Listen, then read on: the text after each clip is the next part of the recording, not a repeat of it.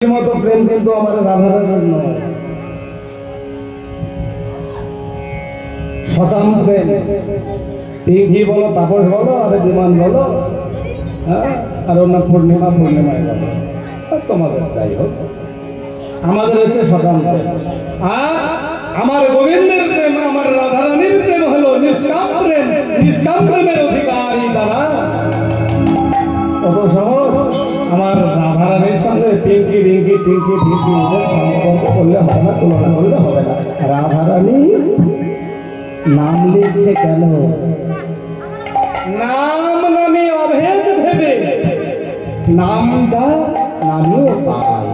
নামের মধ্যেই নামে বর্তমান, নামের মধ্যে নামই ভেসে ওঠে, তাই নাম লিখছে। নামের মধ্যে যদি কৃষ্ণ, নামের মধ্যে যদি কৃষ্ণকে দেখা পায়, নিতাই গৌর হরি বল, হরি বল,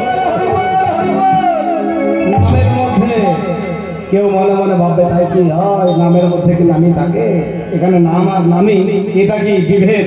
এটা যদি না বুঝিয়ে দিই তাহলে নাম কি নামি কি গন্ডগোল পাকিয়ে ফেলবে। ওই ঘোড়া আর ঘোড়াশালা, শালা যোগ করলে ঘোড়াতে শালা যোগ করলে ঘোড়া শালা হয়ে যায়, আর শালাটা ছেড়ে দিলে পরে শালাকে ছেড়ে দিলে ঘোড়া হয়ে যায়।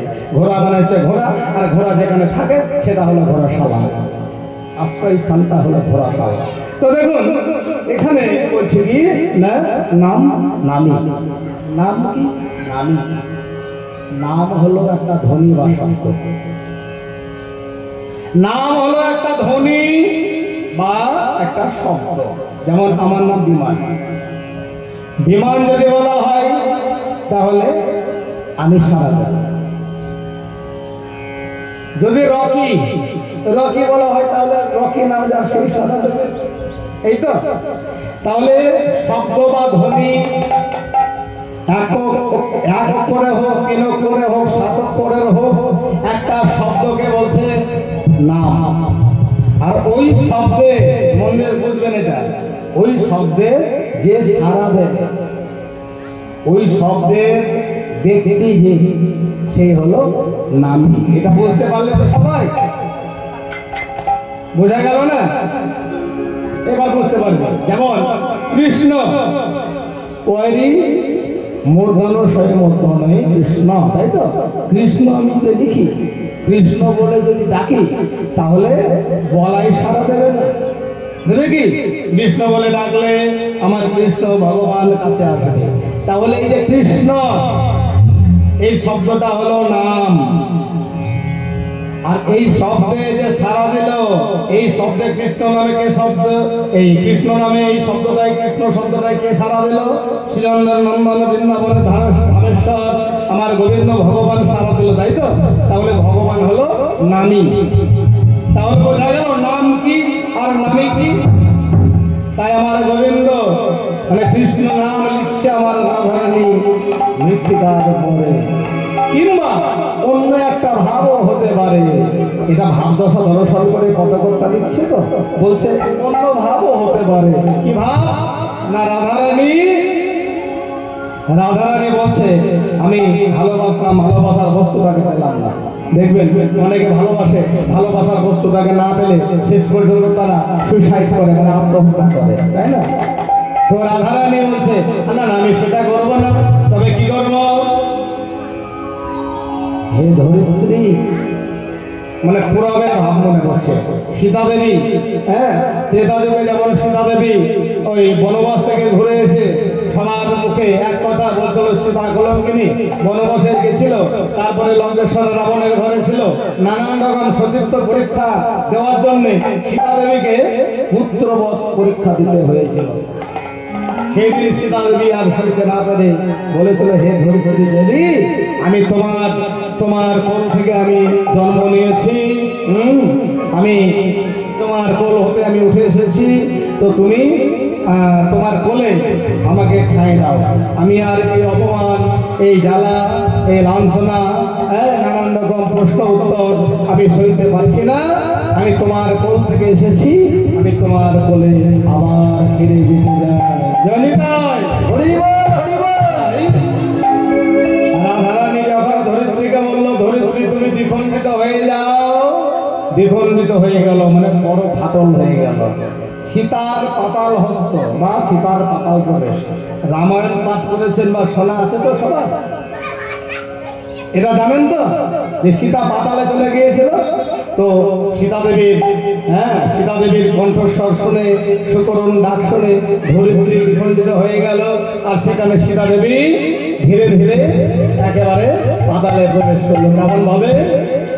জয় রাম শ্রীরাম জয় জয় রাম, জয় রাম শ্রীরাম জয় জয় রাম, জয় রাম শ্রীরাম জয় জয় রাম, জয় রাম শ্রীরাম জয় জয় রাম, জয় রাম শ্রীরাম জয় জয় রাম, জয় রাম শ্রীরাম জয় জয় রাম, জয় রাম শ্রীরাম জয় জয় রাম, জয় রাম শ্রীরাম জয় জয় রাম, জয় রাম শ্রীরাম জয় জয় রাম, জয় রাম শ্রীরাম জয় জয় রাম, বলো জয় রাম শ্রীরাম জয় জয় রাম, জয় রাম শ্রীরাম জয় জয় রাম, জয় রাম শ্রীরাম জয় জয় রাম, জয় রাম শ্রীরাম জয় জয় রাম, জয় রাম শ্রীরাম জয় জয় রাম, জয় রাম শ্রীরাম জয় জয় রাম, জয়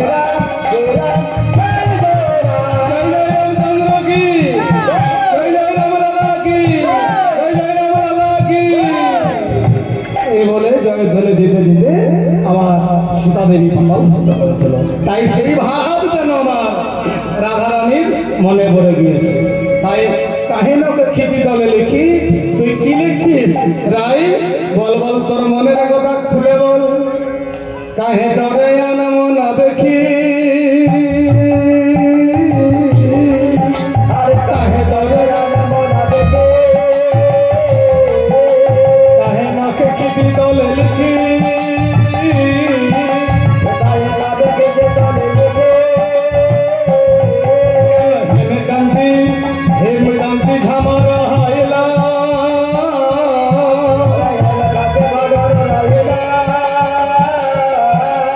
হেমকান্তি ঝামর হাইলা,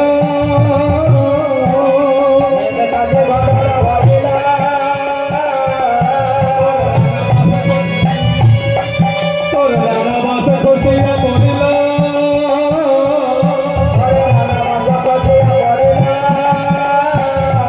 তোর রানা বাসে খুশিয়া পড়িলা,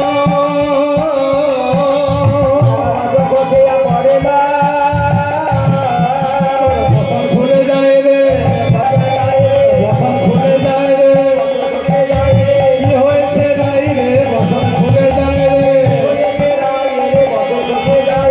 কি হয়েছে রাই রে, বসন খুলে যায় রে, হেমকান্তি ঝামর হইলা,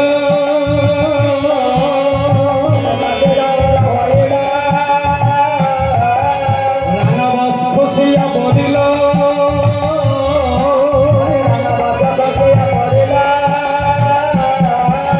রাঙাবাস খুশিয়া পড়িলা,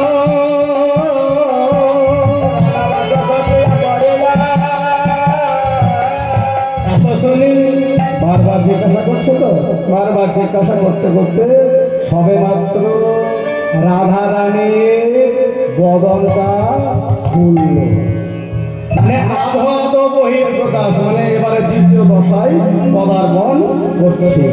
কিসের? না ওই রাধা রানীর পূর্ব রাগের। তো এত শুনি কহে ধনীরা,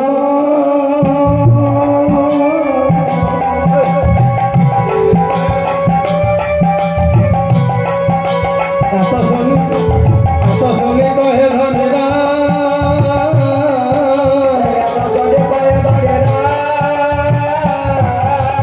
জগনন্দন মুখটা,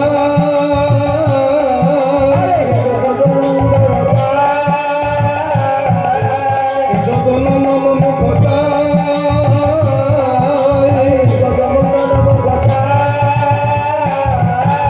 রাধা ভাবাপন্ন হৃদয়ে, রাধা ভাবে ভাবিত হয়ে যদুনন্দন পদকর্তা কি বলছে?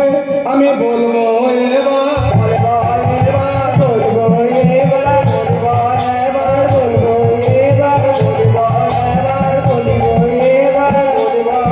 আমার কি হয়েছে